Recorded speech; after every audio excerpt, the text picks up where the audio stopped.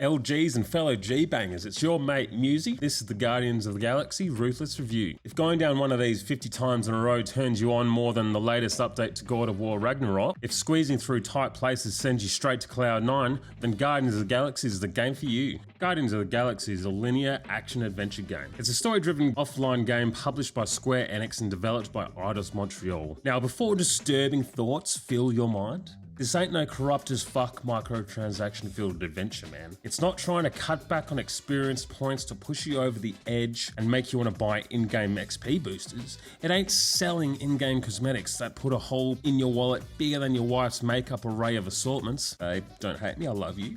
Mate, this is a straight-up single charge for entry game, which is bloody F&A.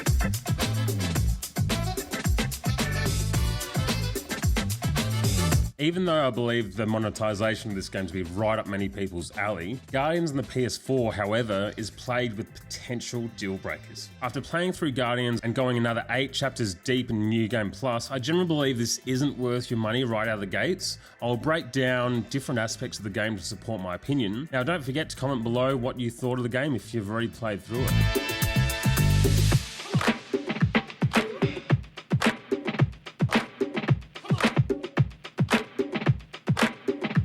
Spoiler warning, this review is later than me rocking up to class on a Monday after weekend bender. If you're still considering a purchase, I'll discuss the combat and explorations in fair detail. In addition, this review will touch on New Game Plus and dabble in the story. I won't be going like hectic into the specifics of the story, but I would definitely be right on the edge of the happening. So if you want to go into the Guardians blinder than this poor soul, it might be best for you to watch another review or just take a punt and buy it. Guys, huddle up! First off, performance. I captured all my stuff on a PS4 Pro. Based on other reviews, if you're rocking a sweet PC setup or lucky enough to own next-gen gear, this really won't apply to you. Oh my god, this guy is stealing last-gen hardware. Yeah, well, guess what, LG? Trying to buy a 5 or X Down Under is like trying to own a bloody Tasmanian devil as a pet. It just ain't happening. So unfortunately, I'm stuck kicking it old school. During my playthrough, I experienced rather significant issues regarding performance. First, frame rate drops that are a common occurrence in the Pro, or at least in my experience they were. I honestly didn't think I could go a matter of minutes without drops happening. This was clear in exploration, combat, or even cutscenes. This for me killed some excellent parts of the game, like trying to explore nowhere, kicking ass with old school beats pumping after a huddle, or trying to get vital story information during cutscenes. Guardians' frame rate drops reminds me of Coley in the outfield, man. Separate from this is the potential bugs and glitches that might get thrown at you.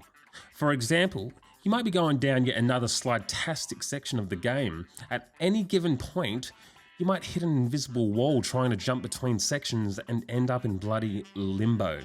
It might fully immerse you in the world only for Drax to have his knives stick straight through him, or sconning himself while smashing some shots. You might have the privilege to play through an entire chapter where Quill has no guns and shoots lasers out of his hands from his celestial inner powers. Or my personal favourites, the credits roll halfway through the game and send you back to the main menu. Cheers, Square, you're my hero. My experience consistently pulled me away from the game. The performance of the game repeatedly made me question WTF is going on. It frequently brought me out of where I was mentally and always left me asking myself, why am I playing this game when there are so many other games to dive deep into? I had to keep pumping myself up and say, it's for the views, bro, it's for the views. I realise a good deal of players might not be playing on last gen or have an endless supply of forgiveness in their hearts, but for me this isn't good enough. If a game takes you out of the world that you are in every few minutes because of its performance, it shouldn't be on the market. But of course, that's just my opinion. Growing up on games like Ocarina of Time, where I could play 50 hours plus without seeing a single bug or glitch, makes me think this isn't okay. A game with this budget, developed by a great team, created the Tomb Raider series and Deus Ex, should be held to a high standard. I understand the publisher is most likely to blame here and not the devs. Maybe they should try changing their budget strategy. Instead of spending 70% on marketing like some publishers do, they should prioritize the final product. I wanted to lead with performance, not to stay in this game, but because I thought maybe the other aspects of the game might overshadow this during my playthrough. I was sadly mistaken. Even though I had a rough ride from the performance side of things, I honestly thought the story would trump it all and make it okay. I thought the characters were put together performances similar to Yondu saving Quill from a planet about to implode. He ain't your daddy.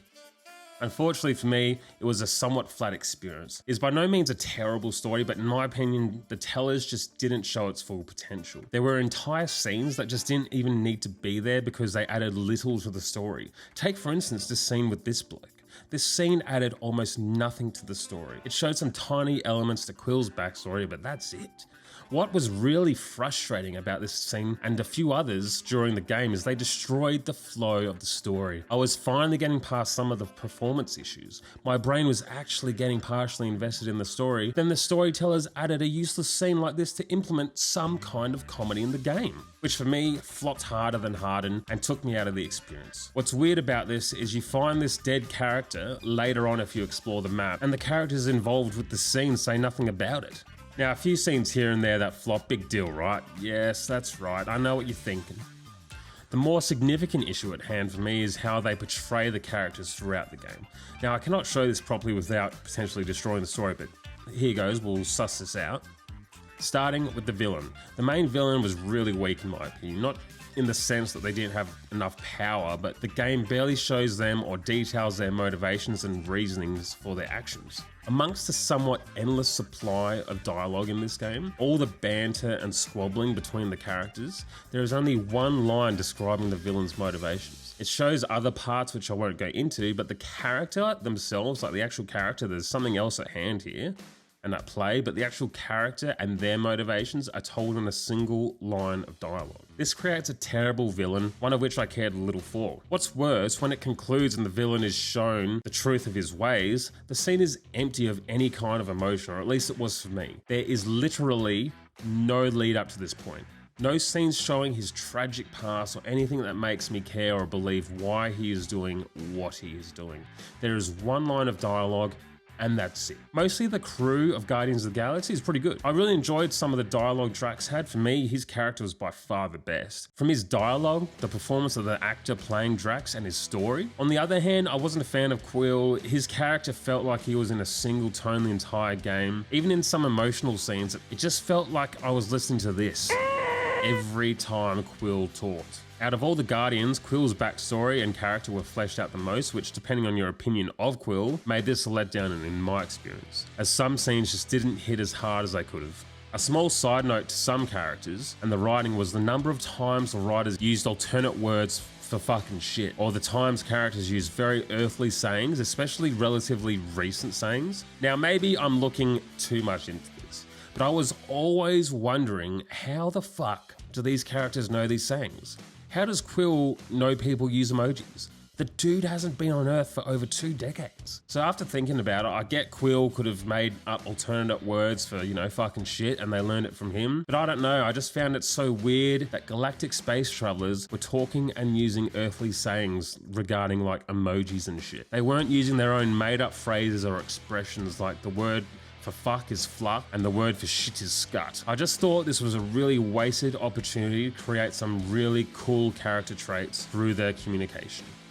All the Guardians go through some form of trial, which is inherently fantastic. However, the issue Guardians of the Galaxy has is that the backstory of these conflicts isn't the greatest in most cases. Like I previously mentioned, there are scenes in this game that just don't need to be there, yet besides Quill, there aren't any scenes depicting the Guardians' history and their issues. Instead, most of it is told through dialogue during gameplay, which just falls on deaf ears. There were a decent amount of times I focused on where to go or if there are items to collect, but then out of nowhere, some critical dialogue is being said by other characters, and on more than one occasion I was like, wait, what was that? Oh shit, okay, whatever. Essentially, they gave the information in uncompelling ways, what I'm trying to say, which when the main attraction comes to town and the Guardians go through their trial, the emotion behind the scene just isn't as powerful as it could have been because I'm just not attached to it. This was very apparent in both Rocket and Gamora's trials. Drax's trial wasn't that bad, to be honest, as you get to play through it. However, Gamora's is a cutscene and Rocket's is, in my opinion, just absolutely terrible as it holds up gameplay in an attempt to give more meaning to the action. One of the other issues about this game and the storyline is the structure. For me, the fundamental premise of the story isn't generally stated until almost chapter 8. This is well past the first act and the setup phase of the story. I felt like the first 6+ hours of gameplay were dull because of this. There wasn't any great anticipation built to get to this point either, besides the chapter comprising the relatively empty Nova Corp outpost. It just felt as if it dragged too much at the start of the story. However, it did admittedly get better. A great example is that only 10% of players have played right through to the end, and completion percentages fall off before chapter 8. For a story-driven game, this just ain't no good look, bro. Now, obviously, this is still a very new game, which could change, but this is an interesting point to consider. Although there are potential issues with the story, there are also some significant parts, especially regarding interactive storytelling. For example, in chapter 4 on the Nova Corp outpost, you run into this prisoner. If you talk to him and try and help him out, you find him drifting out into space later. The help you thought you might have given him by leaving him at the outpost, possibly to starve or who knows what else, turns out to be a hindrance as it left him in his pod floating in the massive sea that is space. I absolutely love this about games and the interactive storytelling potential that devs have. All things considered, I'm not trying to say this is a terrible story. On the contrary, I'm confident core fans of the MCU will love this, but for me, the story just didn't reach the heights that good storytelling could have made it achieve. Albeit the performance and story of this game weren't phenomenal, something that really interested me was the animations. I won't go deep into the general animations of the characters throughout the gameplay, as aside from performance issues, I just honestly felt they were great and they did the job well. What was fantastic to see was the performance given by the actors and the facial expressions that hit very well in the vast majority of situations. You can definitely see the motion capture technology coming in clutch here, because even though I may not have been a fan of some of the storytelling, the emotion conveyed through facial expressions from the characters was superb. One reason I referenced Uncharted to this game was because of this. So many scenes made me think about the actors who gave outstanding performances in many of the Uncharted 4 scenes. I'm still trying to learn more about motion capture and how the technology works regarding game design, but I believe it is plain to see that the devs at Eidos have either upgraded their tech or are putting in much more effort into their animations. This is very clear to see from the cutscenes I remember playing through during Shadow of the Tomb Raider compared to Guardians. Yet another powerful advocate for this game is the world's design and visuals. In my opinion, visuals aren't about fantastic textures and how amazing it looks when light bounces off shit to make it eye-catching. Instead, visuals are the first barrier that a gamer faces that will either pull them right into the world or make them lunge for the eject button. And the devs at Eidos absolutely fucking nailed it. Now, barring some performance issues and dodgy textures here and there, it positively adds to the experience. It allows players to experience multiple worlds at different locations. Guardians' visuals promote the motivation to explore the world that you are in. I remember going through nowhere just thinking to myself, like, how awesome and remarkable this all looks. Experiencing what a world could be like in the far depths of the galaxy. Mostly it made me want to see what was around the different corners, and explore. It made me note unique assets, and more times than not, I found myself wanting to continue exploring to see what else I could lay my eyes on. Anyone with a half-decent PC can boot up Unreal Engine and have access to many top-quality assets and textures through Quixel. However, this technology is somewhat redundant if you can't put it all together.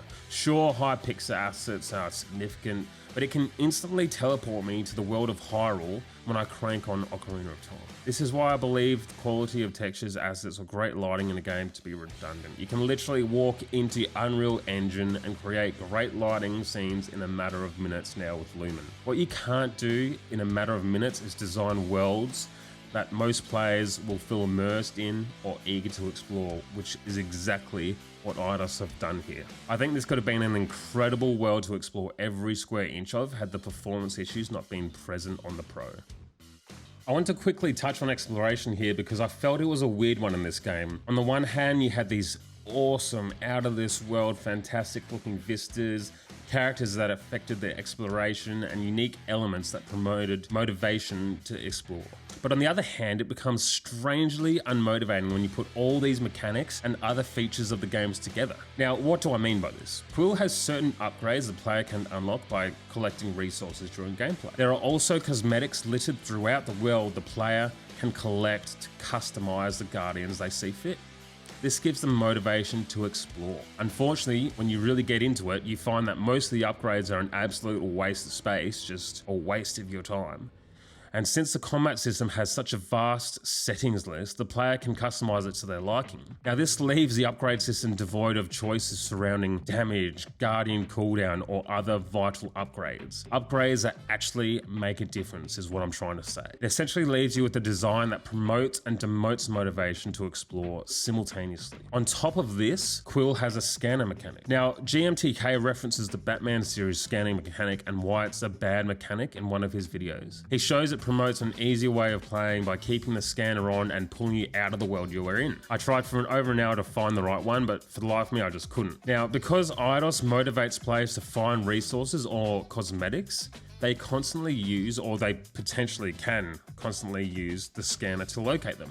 As a result, you have this amazing looking world which is instantly redundant when the player puts on the scanner. Individually, these design choices can be incredible, but when you blend them all together, they overshadow each other and create this almost filthy, disgusting espresso martini. It's as if you have the motivation to go out and try find something, but then you can't see the amazing world you're in because you're putting on the scanner all the time, or you then lose the motivation to go look for things because, hey, you don't really care about all the bloody upgrades. And then since you're not exploring as much now because your motivation isn't there, this amazing world that's been created just isn't there to be looked at, and it just turns into this point A to B type of style of game. What's also apparent is different abilities in this game. So Groot's exploration ability is to create bridges. During exploration, what was also weird was being made to traverse over thin ledges or walk across narrow beams to continue on. So many times I was thinking, like, why in the world am I going through these slow sections with the Guardians? You know, they all have these abilities to use. Why aren't I using those abilities? And, you know, like, what's strange in these sections is they didn't add any tension or drama to the game. It simply slowed things down for no reason. Now, because of this, it's a linear design. I wasn't expecting to traverse a world that compares to an open world design, but I don't know. Exploration was just a weird one. I don't know how else to explain it. I think combat will be a little hit and miss for most people. Changing so many settings surrounding combat is a pretty big clue that it isn't the greatest. I think the thought of being Groot and using his vines to wreak havoc, beat enemies to a pulp as Drax, blow shit up as Rocket, or being deadly ninja like Gamora made everyone think, oh shit yeah, let's go baby, let's get this. Sadly, this ain't the reality we live in. Controlling only Quill, you get to travel the galaxy shooting a bloody needle gun. This ain't no joke. Quill's lasers feel like pricking a bear with a needle. They do absolutely fuck all. The design of this combat system is to promote the use of other Guardians and their abilities during battle, to make you feel like the leader. Other Guardians constantly remind Quill that they have powers to use during combat. Each Guardian has its own niche, whether it be hitting a single enemy, causing stagger damage, damage on an area, or controlling enemies' movements. Guardians' abilities by design give the player different ways to chain them together to deal more damage, in an attempt to create different ways of playing. I think many casual gamers will enjoy this system, but I constantly found it unengaging. It felt like a repetitive system of holding down a direction, using elemental attacks to stagger, then finishing them off. You can also build up a meter and call a group huddle, which gives the player options to choose from to pump up the Guardians. If you make the correct choice, you get increased cooldowns that boost the player during combat, as you can consistently use Guardians' abilities. For me, it's a great idea, but it destroys battle as it brings everything to a halt and destroys the action. The most significant part of this mechanic is that the old school beats kick in, and there's nothing like kicking ass to Bonnie Tyler, out for a hero. I think this could have been done a lot better if it was like more on the fly, like similar to the start of Guardians of Galaxy Volume 2 when Rocket is trying to get the beats ready, you know, just have some quicker snap straight away done type thing, and then they instantly have cooldowns, and just Rocket just does like a quick animation where he just plugs shit together and boom, beats are banging, or just something that is just a lot more quicker and to keep you in the gameplay. Something pleasant to see after playing with so many dumb and useless AI allies in different games is the Guardians actually feel like they do something in combat. Outside of you calling the shots, the Guardians actually attack enemies and hold their attention. They actually do damage, and if shit gets out of hand, one of the abilities is to revive the team or even yourself if you go down. So in this regard, combat actually feels really good. It's potentially why some people might like this system, as it frequently feels like you're playing as part of a team. Maybe I'm wrong here, but I think this design choice was to further create a bond between the player and the Guardians, so that when the story plays out later on, there's potentially more of an emotional connection. Like I said, I might be wrong, but it's a curious thought to use combat systems to create more emotion in the story. Another issue here is the enemy design. Most combat feels bland because you roll into battle targeting powerful enemies and then picking off the rats afterwards. Like I mentioned previously, it just feels so repetitive. Targeting the big guy with elemental, stagger, kill, pick off the rats, then rinse and repeat. Now, considering the design of the rest of the game, I don't believe Eidos had the budget to create an in-depth combat system comprising all the Guardians. This is very clear to see when numerous enemies have the same attacks and are simply reskinned. Someone coming completely blind into Guardians might have a different opinion, but I feel like it's a very underwhelming system. New Game Plus ain't New Game Plus. I've got no idea why it's even an option. In New Game Plus, the game doesn't even know it. You are in New Game Plus, I swear. You get given the same prompts for all the buttons and what to do as you did the first time you played through the game. To further suggest it doesn't know it's New Game Plus is when you get to the first upgrade section. The game makes you rebuy an upgrade you already have and waste resources. Like, what the fuck, bro? The last ability of the Guardians and Quill's elemental guns hasn't been unlocked yet because you haven't played through the story yet. It's why I stopped halfway. It just isn't any type of New Game Plus. Like, the only reason why it's there is so you can go back and, you know, discover some more of the cosmetics. That's pretty much it. I just wanted to double check some of the opening chapters, and that's why I only played through to number 8. So should you buy hard, digital, or rent from a mate? For me, I think it would be best served most people purchasing a hard copy and getting some trade-in value after completing it. I wish I had a mate I could have borrowed it from, but that's just me. It's really a bit of a shame that a few things fell short, at least for the PS4 version, because compared to the rest of the market and the push for open world games, not to mention the disgusting monetization strategies some publishers use, Guardians of the Galaxy was going against the grain, which I actually love about it. Buying hard helps promote more games like this, which I honestly wish there was more of. I thought of this as Uncharted 4 in space because you can clearly see the game's design is seriously similar. The story is told in chapters from the story-driven design, going back in time to tell the backstory, going down the endless amount of slide-tastic sections, being Peter Quill the Octopus Man, combat system that takes a back seat to the story, action-packed cutscenes, and the list goes on. You can definitely tell what the devs were trying to do for this title, and for most people, I believe they will have the opinion that Eidos succeeded. Unfortunately for me, the poor story structure, repetitive combat system, poor performance on the PS4 Pro, and weird mechanics during exploration turned me off the Guardians of the Galaxy. An action-adventure game needs to nail these critical elements to be a success. Because of this, I believe Guardians of the Galaxy firmly resides in the rent from a mate category. Anyway, to wrap it up, that is the review for Guardians of the Galaxy. Thank you so much for tuning in today, and I hope you like the content. Don't be afraid to like and subscribe, and I'll see you in the next one. Cheers, ciao.